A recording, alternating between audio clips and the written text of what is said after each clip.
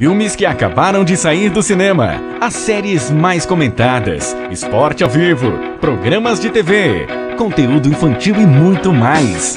Tudo isso por uma mensalidade que cabe direitinho no seu bolso. Venha para o futuro da TV por assinatura. Torres Play e PTV. Peça um teste grátis de nossos serviços e conheça a qualidade e praticidade do Torres Play e PTV. Chame agora pelo WhatsApp. Abuso de autoridade é alvo de críticas de policiais e diversos setores do judiciário. E a Procuradora-Geral da República defende a liberdade de atuação do Ministério Público. A Receita Federal substitui o ocupante do segundo cargo mais importante em meio à preocupação de auditores com a interferência do governo. A Espanha oferece um porto para os imigrantes que a Itália se recusa a receber. Mas o barco não tem como chegar até lá. Mato Grosso perde os recursos da Noruega para o Fundo Amazônia. Falta dinheiro ao Estado para combater a temporada severa de queimadas. Nossos repórteres mostram como a Europa investiu pesado no reflorestamento das matas que perdeu ao longo dos séculos. Já no Brasil, as mudas semeadas por atletas dos Jogos Olímpicos do Rio ainda não se transformaram na floresta prometida em 2016. Veja agora no Jornal Nacional.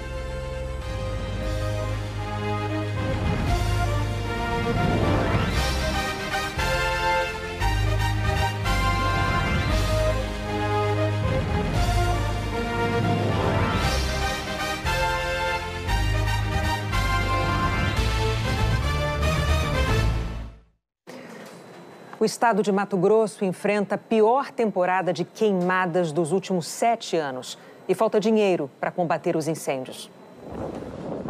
O paredão vermelho de fogo e fumaça toma conta do campo e em poucos minutos destrói a sede da fazenda em Sapezal, no sudoeste de Mato Grosso.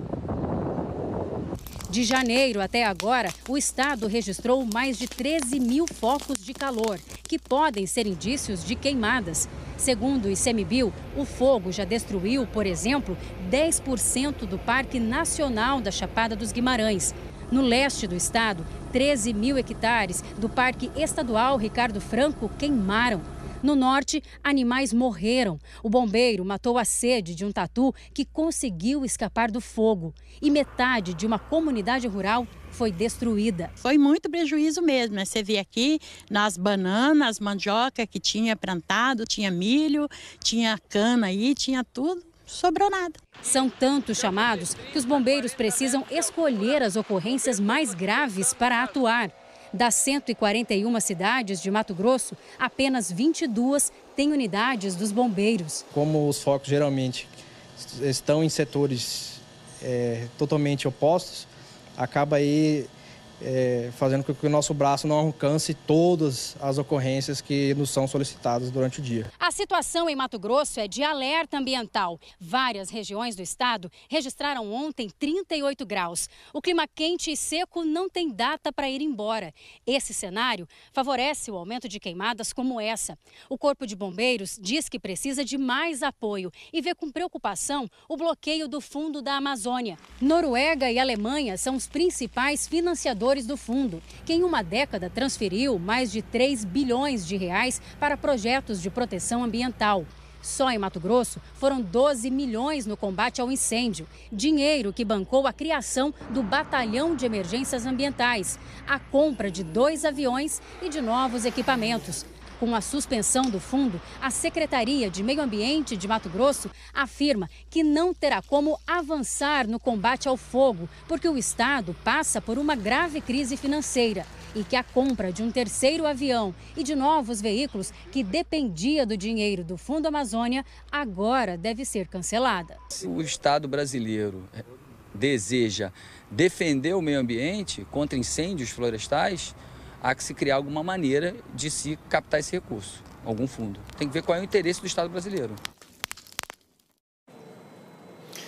Quando a Alemanha e a Noruega anunciaram a suspensão do envio de recursos para a proteção da floresta amazônica, o presidente Jair Bolsonaro repetiu uma postura que o então presidente Lula adotava quando estrangeiros criticavam a política ambiental do Brasil. Os dois presidentes afirmaram que a Europa destruiu todas as suas florestas e que, por isso, não tem moral para dar conselhos sobre a Amazônia. Mas nos últimos 100 anos, a Europa enfrentou 2 guerras mundiais, o fim do comunismo e viu o surgimento da União Europeia. E apesar de todas essas transformações políticas e econômicas, cientistas afirmam que o continente se tornou mais verde. Hoje, depois de uma política de intenso reflorestamento, quase metade do território europeu é coberto por florestas. A Conferência das Nações Unidas sobre Meio Ambiente... Foi no Brasil que o mundo criou o princípio das responsabilidades comuns, porém diferenciadas. A Rio 92 estabeleceu que cada país tem a sua própria obrigação. Só que o meio ambiente é um assunto de todos. Diante de dados alarmantes, governos brasileiros tão diferentes têm pelo menos uma reação em comum: ignorar esse combinado de 27 anos atrás. Pensando que a Amazônia é que nem aqueles vidros de água benta que tem na igreja. Todo mundo acha que pode meter o dedo. Nós não podemos permitir que as pessoas tentem ditar as regras do que a gente tem que fazer na Amazônia. E até mandar um recado para a senhora querida Angela Merkel, que suspendeu 80 milhões de dólares para a Amazônia. Pega essa grana e refloreste a Alemanha. Okay? Lá está precisando muito mais do que aqui. A Alemanha está na vanguarda do manejo florestal. A técnica extrai madeiras sem destruir o resto da mata. As florestas ocupam quase 1/3 do território de lá. Os alemães seguem a tendência na Europa e vêm aumentando suas florestas. O velho continente tem quase a metade, 42% do seu território coberto por florestas. Desses, 3 a 4% são de matas originais. Todo o restante foi reflorestado no último século. A Europa é densamente povoada muito antes do Brasil. E séculos atrás a madeira era usada para praticamente tudo, como lenha, na produção de móveis, de casas e até de navios que conquistaram os mares. Agora, para a sorte do mundo, a Europa investiu maciçamente em reflorestamento. A Europa tem fortes proteções contra o desmatamento. Líderes europeus entenderam a importância das florestas. Elas conservam as espécies da região, protegem os rios, controlam o regime de chuva, eliminam e retêm gases estufa emitidos pelo homem.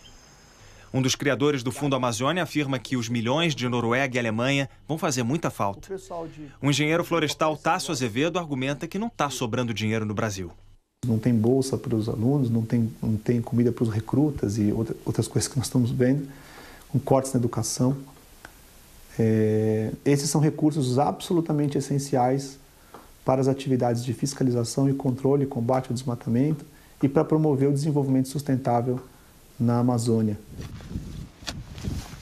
Entre 1990 e 2015, a Europa ganhou o equivalente a um Portugal em florestas. Nesse mesmo período, é como se o Brasil tivesse perdido mais de 5 vezes o território de Portugal. É essa imagem que os nossos governos cultivam aqui fora. Aqui no Brasil, a floresta que foi prometida na cerimônia de abertura da Olimpíada do Rio em 2016 não nasceu. Era para ser uma floresta, mas as plantas estão crescendo sem poder fixar as raízes no solo. Esta seria a Floresta dos Atletas, prometida para o mundo todo ouvir durante a cerimônia de abertura dos Jogos Olímpicos em 2016, no Rio. 13.725 mudas.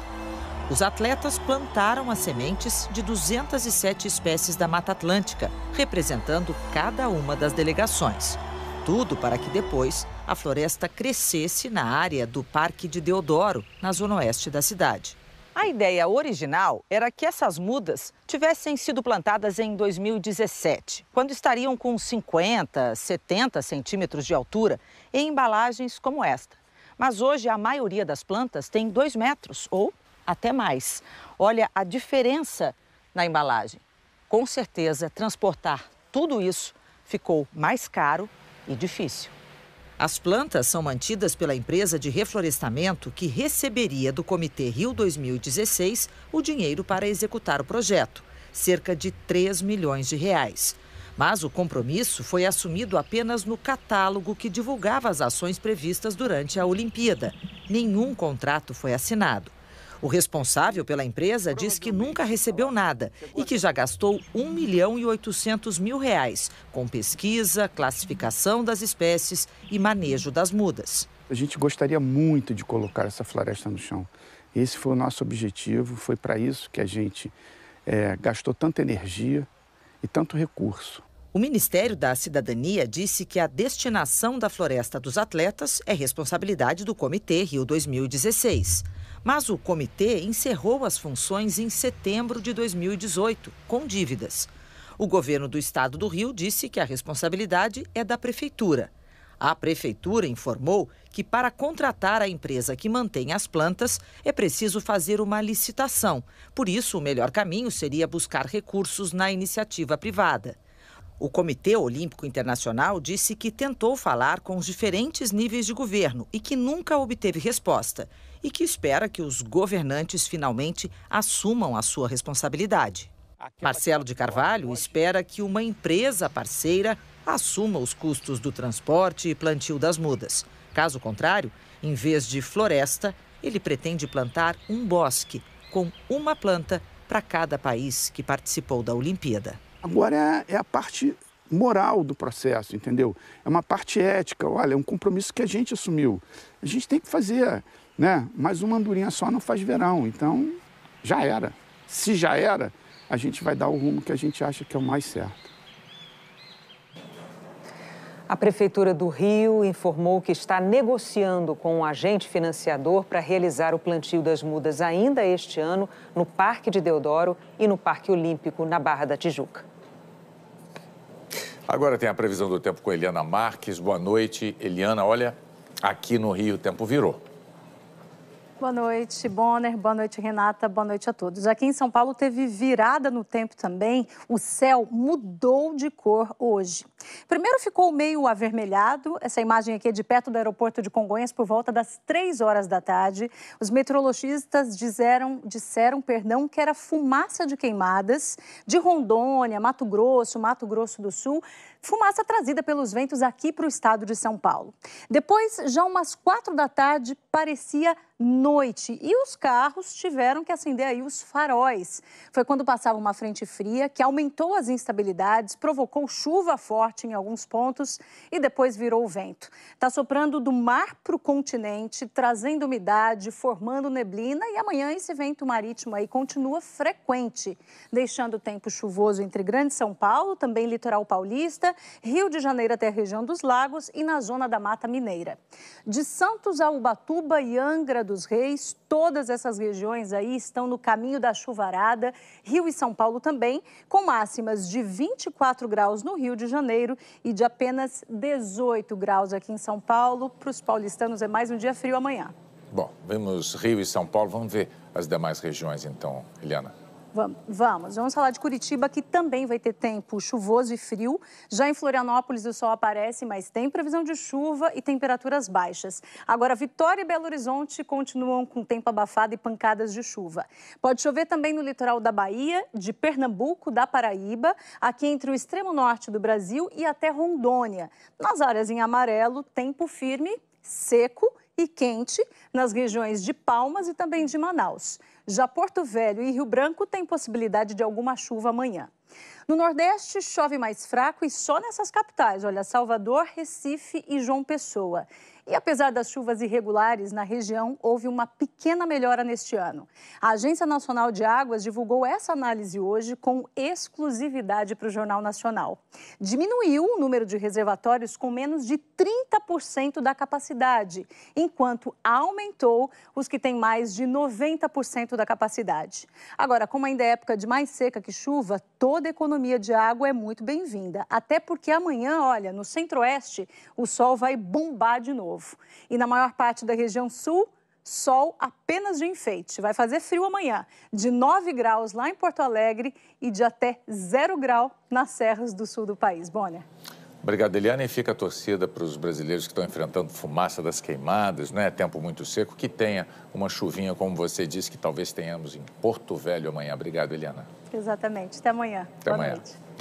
A seguir, o Brasil decide extraditar o chileno preso há 17 anos pelo sequestro do publicitário Washington Oliveto. A Espanha oferece um porto para os imigrantes que a Itália se recusa a receber.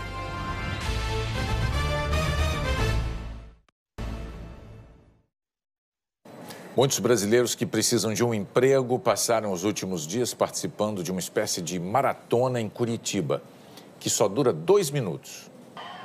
Festa no auditório. A boa notícia chegou pelo celular. Eu tô muito feliz. E é para comemorar mesmo. Dos 7.000 inscritos no programa, 500 foram aceitos e enfrentaram 12 horas de treinamentos. Entrevista, dinâmica de grupo, como falar em público. A gente aprendeu como se portar, como fazer um currículo eficiente. Então, foi uma experiência incrível. Mas dessa turma toda, só 200 passaram nos testes. Na lista dos escolhidos, gente desempregada, que quer mudar de emprego e até de carreira. Estou me formando, né? Estou terminando a gestão ambiental e atualmente eu estou cursando marketing, que é a área que eu realmente quero atuar. Vai mudar totalmente? Vai, tô indo de uma área para outra. Na reta final dessa maratona, os candidatos vão ficar frente a frente com os recrutadores, os representantes das empresas que vão definir as contratações. Eles terão 2 minutos para tentar conquistar uma vaga. O desafio paralisa muita gente que aproveitou o evento para fazer um treinamento diferente, falando para um público virtual. Discurso ensaiado foi só encarar a plateia. Nesse caso, o pessoal das empresas que está de olho no desempenho dos candidatos. Os avaliadores querem profissionais que aprendem rápido, negociam bem e, principalmente, sabem se comunicar. De repente ele é candidato para a empresa A e a empresa A não acha que ele tem o mesmo perfil, mas a empresa B e a C podem querer. Então vai funcionar meio parecido com um The Voice, ele vai resolver ali na hora para onde é que ele quer ir. Ele, de repente, estava querendo o Teló, mas pode cair com o Lulu. Pode cair com o Lulu com facilidade. A Beatriz, engenheira recém-formada, não se intimidou com a fase de audiências e soltou a voz. Sou muito objetiva e muito proativa em relação às minhas metas e os meus desafios. Você está confiante? Estou confiante. Estou confiante. Uhum. Uma vaga já é sua. Espero que sim. Estou contando com isso. Contou e levou. A Beatriz deve entrar para o time de uma grande empresa de alimentos. Dos 200 candidatos que chegaram à final, 156 foram chamados para entrevistas de emprego. A Thaís deu show e não vê a hora de fazer sucesso. É um mega diferencial que a gente tem que mostrar para o mundo, né? Mostrar, olha, eu sou boa, participei, me contratem. A Polícia Federal Americana está ouvindo na sede do Ministério Público Federal em São Paulo o egípcio considerado suspeito de ligações com o terrorismo. O depoimento de Mohamed Ahmed Ibrahim começou pouco depois das 14h. Antes de ser interrogado pelos agentes do FBI, Mohamed voltou a negar qualquer relação com grupos terroristas. Ele mora no Brasil desde o ano passado e afirma ser vítima de perseguição política do governo egípcio. O governo decidiu extraditar o chileno preso por um dos sequestros de maior repercussão no Brasil. É na sede da Polícia Federal em São Paulo que Maurício Hernandes Norambuena aguarda o dia de retornar ao Chile. O processo começou em 2002, quando foi preso por participar do sequestro do publicitário Washington Oliveto. Em 2006, o Supremo Tribunal Federal autorizou a extradição de Norambuena com uma condição: se o Estado requerente assumir o compromisso de comutar em pena de prisão temporária, máximo de 30 anos, as penas de prisão perpétua aplicadas ao extraditando. As autoridades do Chile, onde Norambuena tem 2 condenações à prisão perpétua, não aceitavam essa exigência. Hoje, o Ministério da Justiça informou que o governo do presidente chileno, Sebastián Piñera, se comprometeu formalmente à não execução de penas não previstas na Constituição brasileira. Dentre elas, prisão perpétua e pena de morte. A advogada de Norambuena disse que ainda não teve acesso a esse documento. Eu só acredito que o Estado chileno tenha se comprometido a isso, vendo o documento assinado por algum responsável pelo Estado para poder assumir esse compromisso. A família do chileno divulgou uma carta hoje contra a extradição e declarou que os advogados vão pedir a suspensão do processo. Norambuena é ex-militante da Frente Patriótica Manuel Rodrigues, um grupo armado que lutou contra a ditadura de Augusto Pinochet. Foi preso em 1994 e acusado de ser o mentor intelectual do assassinato de um senador e do sequestro do filho de um empresário. Conseguiu fugir de uma penitenciária de segurança máxima e reapareceu no Brasil. As autoridades brasileiras sempre consideraram Maurício Hernandes Norambuena um homem perigoso e com influência em uma facção criminosa de São Paulo. O chileno passou mais de 12 anos isolado em penitenciárias federais do Brasil e só no fim do ano passado foi autorizado a voltar a cumprir pena num presídio comum. A Polícia Federal não informa a data, mas diz que ele deve ser extraditado nas próximas semanas. Um navio com dezenas de imigrantes que está ancorado a menos de 1 quilômetro da Itália teve que recusar uma oferta de ajuda hoje. Confinados num navio que não pode atracar nem seguir viagem, estão 107 imigrantes e 19 voluntários, exaustos, desidratados e talvez até famintos. O impasse em torno do navio da ONG espanhola Open Arms já dura quase 20 dias. Hoje, o ministro do Interior da Itália, Matteo Salvini, voltou a recusar a entrada do navio no porto de Lampedusa, apesar das condições precárias dos imigrantes a bordo. Nos últimos dias, alguns se jogaram no mar para tentar chegar à ilha italiana nadando, mas foram levados de volta ao barco. Por ordem do primeiro-ministro Giuseppe Conte, Salvini autorizou contra sua vontade o desembarque de 27 imigrantes, entre crianças e pessoas com necessidade de cuidados médicos urgentes. Se tentar atracar, o barco pode ser multado em até 1 milhão de euros. A Espanha ofereceu o porto de Palma de Maiorca, mas o comandante afirmou que a embarcação não tem condições de ir até lá. Agora existe um porto, mas não um navio. A Marinha Italiana poderá levar os imigrantes ao território espanhol. 5 países se ofereceram para receber parte do grupo. Hoje, uma ONG que monitora o mar Mediterrâneo alertou para um novo naufrágio na costa da Líbia. Um barco teria virado com mais de 100 pessoas a bordo. 3 delas foram resgatadas por um pescador que disse ter visto muitos corpos boiando. A polícia de Nova York demitiu hoje um policial envolvido na morte de um homem 5 anos atrás. Em 2014, o policial Daniel Pantaleo deu uma gravata em Eric Garner, um golpe proibido pelo Departamento de Polícia. Garner era suspeito de vender cigarros contrabandeados e morreu depois de repetir 11 vezes que não conseguia respirar. Na época, o caso provocou protestos pela atitude do policial branco diante de um suspeito negro. No mês passado, o procurador federal responsável pelo caso decidiu que não havia evidências suficientes para apresentar uma denúncia contra o policial e disse que a morte foi uma fatalidade. Não é só no Brasil. Mensagens falsas disseminadas na internet também provocaram a volta da preocupação com sarampo na Grã-Bretanha. O primeiro-ministro Boris Johnson lançou hoje uma campanha de vacinação de crianças porque pessoas influenciadas por mentiras que circulam em redes sociais deixaram de imunizar os filhos. E a doença, que estava erradicada no Reino Unido, voltou. Às vezes a gente tem a sensação de que o mundo está andando para trás. A seguir, em meio à preocupação de auditores sobre interferências do governo federal, a Receita anuncia a substituição do segundo cargo mais importante. Policiais e diversos setores do judiciário voltam a criticar o projeto de abuso de autoridade.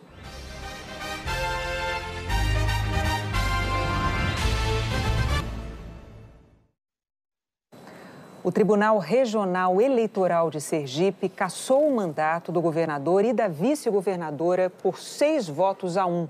O tribunal entendeu que a chapa de Belivaldo Chagas, do PSD, e da vice Eliane Aquino, do PT, praticou abuso de poder político e econômico e que o governador usou a estrutura do Estado na campanha eleitoral.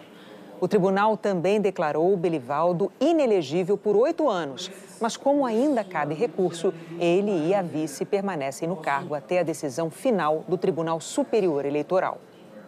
A Procuradora-Geral da República, Raquel Dodge, voltou a criticar a lei de abuso de autoridade. Juízes, promotores, procuradores e policiais participaram de manifestações hoje contra o texto que a Câmara aprovou na semana passada. Em Campo Grande, um grupo se reuniu em frente ao Fórum da Justiça Estadual. Também teve protesto em Porto Velho, Natal e Belém. Em Curitiba, a manifestação foi no prédio da Justiça Federal e contou com a participação do juiz Luiz Antônio Bonar, que substituiu Sérgio Moro e é responsável pela primeira instância da Lava Jato. De uma maneira em geral, ela vem causar assim, uma preocupação de que possa ser um óbice a uma investigação, não só a Lava Jato, mas qualquer espécie de investigação criminal. A Procuradora-Geral da República, Raquel Dodge, e o presidente do Tribunal Regional Federal da 4ª Região, a segunda instância da Lava Jato, desembargador Vitor Laus, participaram de um evento aqui em Curitiba. O evento estava marcado antes da convocação do ato em protesto contra a lei do abuso de autoridade. A procuradora e o desembargador aproveitaram a oportunidade para mandar recados e reforçar críticas ao texto aprovado na semana passada pela Câmara. Para bem desempenhar sua atribuição constitucional, a magistratura e o Ministério Público têm seu livre exercício garantidos pela Constituição. Instituições tíbias, cujos membros estejam permanentemente ameaçados por uma normatividade excessiva ou vaga, cumprem seu papel de modo hesitante no tocante a enfrentar poderosos, a coibir corrupção e o crime organizado. O presidente do TRF4 afirmou que desde a década de 1960 existe legislação específica para conter o abuso de autoridade e que qualquer aperfeiçoamento na lei exige cautela. Toda vez que nós lançamos mão de tipos penais ambíguos, contraditórios, vagos, genéricos, nós instalamos um estado de insegurança. E insegurança não atende a ninguém. Magistrados, policiais, promotores, seja lá quem for, agentes públicos em geral. Se houver algum excesso, que seja, na forma da lei, apurado, mas não, digamos assim, tirar a independência dos magistrados. A deputada Bia Kicis, do PSL, partido do presidente Bolsonaro, considera que alguns pontos da lei são positivos, como o que impede a extensão exagerada das investigações. Mas acredita que a maior parte traz insegurança jurídica e, por isso, defende o veto total do projeto. A gente acha que pode ser que a lei precise ser vetada como um todo, porque podem ser tantos os artigos que levam a uma situação que põe em risco a atuação de policiais, magistrados, promotores, procuradores, que a lei tenha que ser totalmente vetada. Nós já estamos falando em apresentar um novo texto. Nós queremos que ele seja discutido pela ampla maioria dos parlamentares e que a sociedade saiba que nós estamos de olho, que nós queremos, sim, coibir o abuso de autoridade. Isso é primordial, é fundamental, mas sem botar em risco as operações mais importantes para o país nos últimos tempos, como, por exemplo, a Lava Jato. Hoje de manhã, o ministro da Justiça, Sérgio Moro, se reuniu no Palácio da Alvorada com o presidente Jair Bolsonaro. Durante a tarde, num evento em Bauru, interior de São Paulo, o ministro disse que está analisando se vai sugerir que o presidente Bolsonaro vete parte da lei de abuso de autoridade. O projeto foi aprovado no Congresso, nós vamos analisar com muito cuidado, com muito respeito ao Congresso. É possível que nós possamos sugerir vetos, que vai decidir, evidentemente, é o presidente, mas ainda é cedo para, vamos dizer assim, informar o que exatamente nós vamos propor o veto. Em uma nota técnica, o Ministério da Justiça e Segurança Pública apontou 11 artigos considerados negativos. A nota foi encaminhada aos deputados antes da votação do projeto, que foi aprovado sem passar por comissões e sem nenhuma modificação em relação ao texto aprovado no Senado. Para o Ministério, os pontos listados podem inviabilizar a atividade da Justiça, do Ministério Público e da Polícia. O presidente Jair Bolsonaro tem até o dia 5 de setembro para sancionar total ou parcialmente ou vetar a lei. No fim do dia, o porta-voz da presidência, Otávio Rego Barros, confirmou que o presidente irá vetar trechos do projeto, mas não adiantou quais. A Comissão de Constituição e Justiça do Senado começou hoje a discutir a reforma tributária. A proposta de emenda constitucional encampada pelo presidente do Senado, Davi Alcolumbre, do Democratas, e assinada por 66 senadores, é baseada no estudo do ex-deputado federal Luiz Carlos Rauli, do PSDB. Ela cria o Imposto sobre Bens e Serviços, IBS, para substituir 9 tributos, como PIS, COFINS, IPI, ICMS e ISS. Propõe redução da carga tributária sobre o consumo e a folha de pagamento e aumento sobre a renda, seguindo o padrão dos países desenvolvidos. Esta reforma tributária ela é 10 vezes maior do que os benefícios concedidos pelo Plano Real, que foi a estabilidade econômica. Essa aqui vai estabilizar a concorrência entre as empresas brasileiras e fazer do Brasil um dos maiores país de desenvolvimento econômico e industrial do mundo. A Câmara também tem uma PEC que começou a ser debatida em uma comissão especial na semana passada. E o governo finaliza a proposta dele para enviá-la ao Congresso. A versão inicial incluía a criação da contribuição sobre pagamentos semelhante à antiga CPMF. As 3 propostas criam um imposto sobre valor agregado, IVA, chamado de IBS na proposta do Senado, cobrado sobre bens e serviços.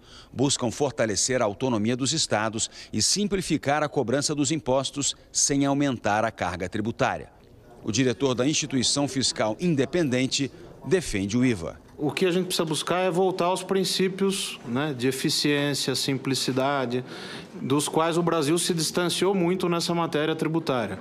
Nós estamos pelo menos 50 anos atrasados ao não ter adotado o IVA. A equipe econômica do governo, deputados e senadores concordam que a reforma tributária é urgente, fundamental para enfrentar a crise econômica. O grande desafio é chegar a um acordo e transformar as 3 propostas em uma só.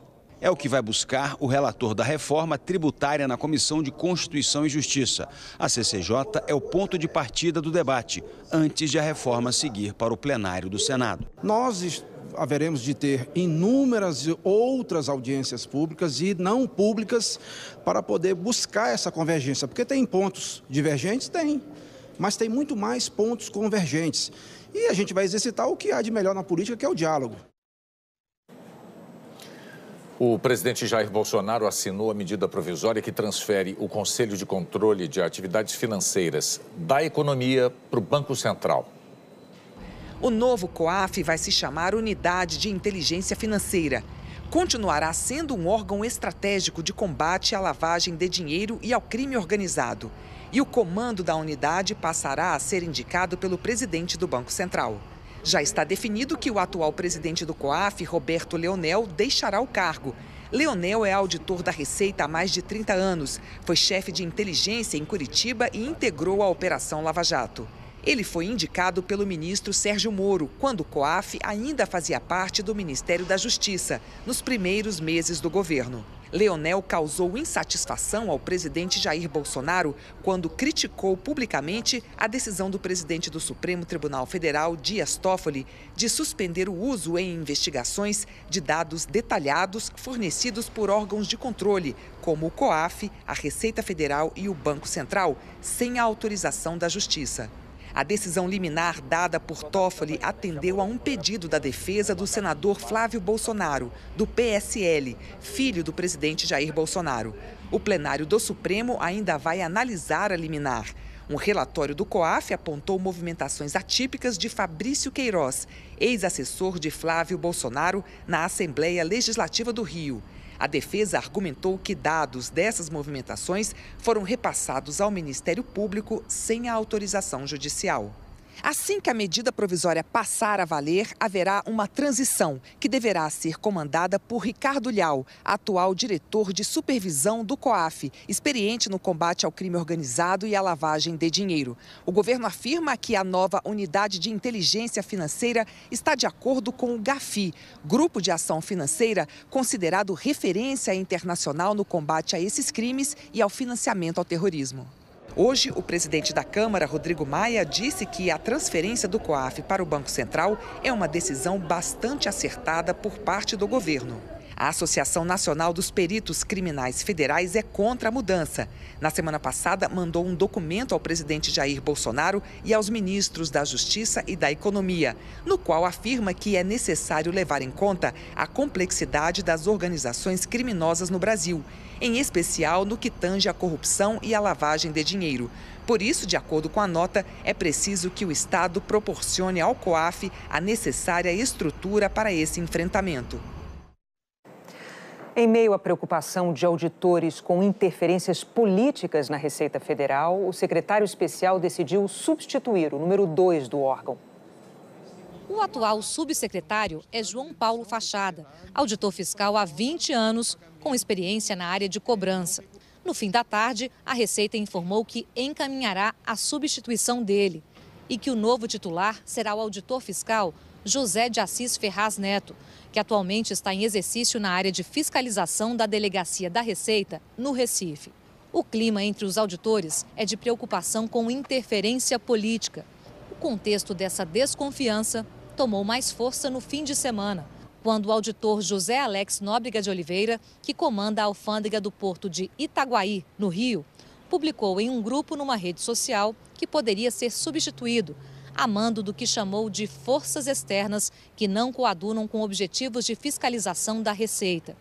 E que o superintendente da Receita na região também estaria ameaçado, por estar se negando a substituí-lo. Investigações apontam o porto de Itaguaí como provável entreposto de armas da milícia e do tráfico no Rio de Janeiro. Por enquanto, essas substituições na Receita do Rio não se concretizaram. Mas a possibilidade de ingerência política levou os auditores a planejar, nos bastidores, uma entrega coletiva de cargos de subsecretários da Receita. Ao todo, são 5. Eles continuam no cargo, mas se novas interferências ocorrerem, esse plano de saída deve ser colocado em prática. A substituição do subsecretário-geral hoje é vista como uma forma de o governo sinalizar que tem controle sobre a Receita. Na semana passada, o presidente Jair Bolsonaro subiu o tom em relação a outro órgão de investigação, a Polícia Federal. E anunciou a saída do superintendente da PF no Rio, Ricardo Saad, alegando problemas de produtividade. Pouco depois, a PF desmentiu que Saad tivesse problemas de produtividade e afirmou que o substituto era o delegado de Pernambuco, Carlos Henrique Oliveira Souza. No dia seguinte, Bolsonaro afirmou que o substituto era um delegado de Manaus e não de Pernambuco. E afirmou que quem mandava era ele, que tinha poder de veto. Horas depois, mudou de tom, dizendo que se a PF queria o delegado de Pernambuco para o cargo no Rio, não tinha problema. O recuo de Bolsonaro veio após forte reação interna de delegados. Eles entendem que cabe ao diretor-geral escolher cargos dentro da PF. O dólar fechou hoje na maior cotação em 3 meses, R$ 4,06. O principal índice da Bolsa de São Paulo recuou. Isso tem muito a ver com o medo de que a economia mundial perca o fôlego com a guerra comercial entre chineses e americanos. Nessa incerteza, investidores estrangeiros retiram recursos de países emergentes como o Brasil. Ao venderem ações de empresas daqui, a nossa bolsa de valores cai. E o aumento da procura por dólar e por ouro faz os dois ficarem mais caros. E essa noite tem o show do Criança Esperança, um projeto da Globo em parceria com a Unesco. A Lília Teles está lá nos Estúdios Globo, no Rio de Janeiro. Oi, Lília, boa noite. Maurício. Oi, Maurício. Obrigado pelo meu... Oi, boa noite, Renata. Boa noite, Bonner. Mais uma noite de solidariedade. A gente vai começar com um privilégio, olha só. Lulu Santos está ali no palco, já começando o ensaio do show de logo mais.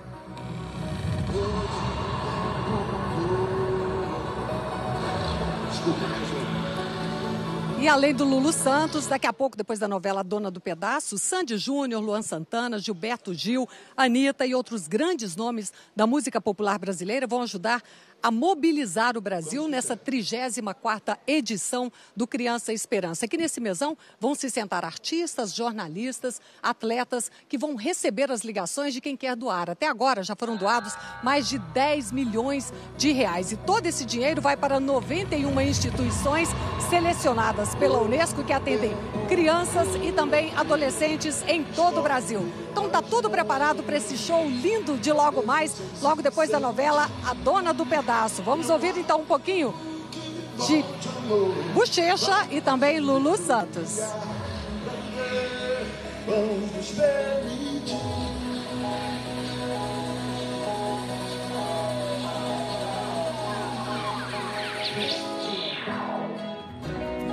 Para doar R$ 7,00, ligue 0500 2019 007.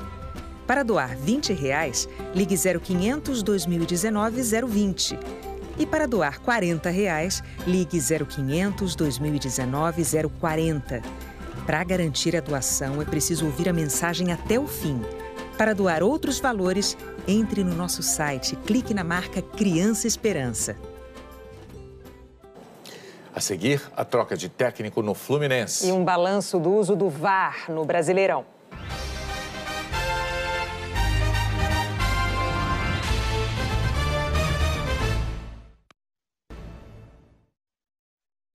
O Fluminense demitiu o técnico Fernando Diniz. Ele deixa o clube na zona de rebaixamento do Brasileirão com 3 vitórias em 15 jogos. O Fluminense anunciou o auxiliar Marcão como técnico interino. A CBF fez um balanço dos erros e acertos do árbitro de vídeo no Campeonato Brasileiro. Parecia uma sala de aula. Como professor, o chefe da arbitragem da CBF, Leonardo Gaciba. Na plateia, os alunos, os principais árbitros e assistentes do país. A matéria? O VAR. Hoje, eles passaram a limpo os resultados iniciais do primeiro Brasileirão com árbitro de vídeo. Anteriormente, o que mais questionava as nossas decisões no campo de jogo eram as imagens. E hoje a gente tem a imagem a nosso favor, né? A CBF usou como base as partidas até a 14ª rodada. Nos 139 jogos analisados, foram 851 checagens e revisões. E é um processo que penso eu que da primeira rodada até essa de agora já crescemos muito. Mesmo com a nova tecnologia, 10 erros importantes não foram corrigidos. Mas, segundo a comissão de arbitragem, em 2018, no mesmo período, foram 88 erros. Com o VAR, novos gestos entraram no dia a dia do futebol. Quando um juiz faz assim, ou assim, o torcedor faz assim, por 2 motivos. Primeiro, porque ele não sabe o que vai acontecer.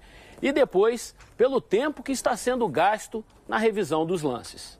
Em média, os árbitros brasileiros levam 1 minuto e 54 segundos para decidir. Comparando com a Copa do Mundo e com a Liga dos Campeões da Europa, ainda estamos bem atrás. Só que em relação à última Copa América, o resultado é melhor. O objetivo é chegar a 1 minuto e 20. A preocupação primeira é com o acerto. Depois disso, vamos tentar melhorar o tempo. Os lances de pênalti foram os que mais levaram os juízes até a tela do VAR. 44 vezes. Mas para mim o jogador estica o braço com a intenção de bloquear a bola. Penal. A partir do segundo turno, as imagens que o juiz estiver revisando na cabine à beira do campo serão exibidas na transmissão de TV.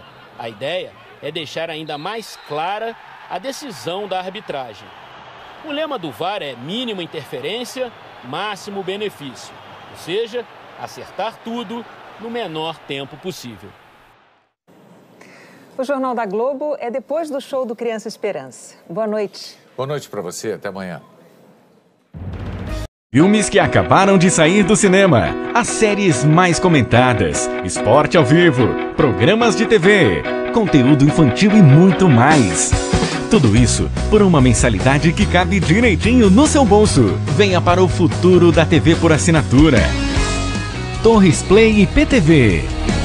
Peça um teste grátis de nossos serviços e conheça a qualidade e praticidade do Torres Play e PTV. Chame agora pelo WhatsApp